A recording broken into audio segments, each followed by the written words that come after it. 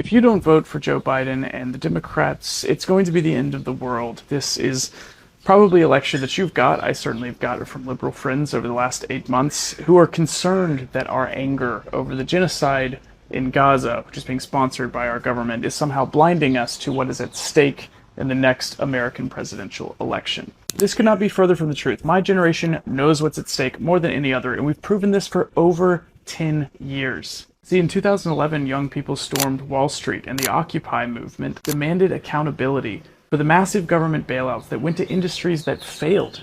Bailouts that enriched CEOs and shareholders and left workers out to dry. The Democrats' response was to do absolutely nothing.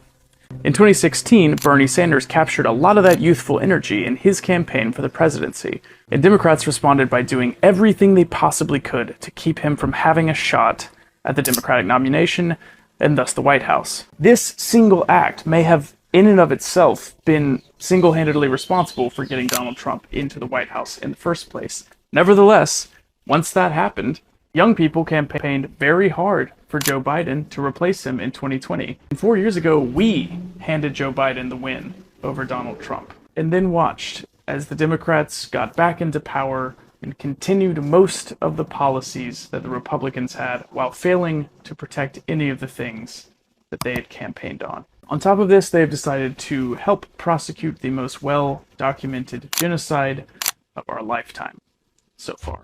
So no, my generation didn't just wake up and decide that we hate Joe Biden and the Democrats. We are very aware of the stakes of this election.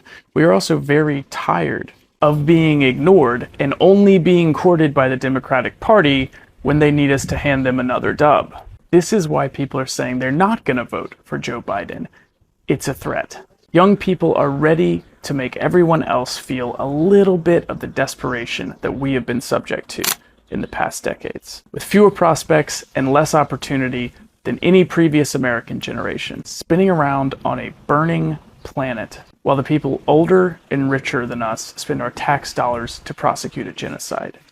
That's why we're angry.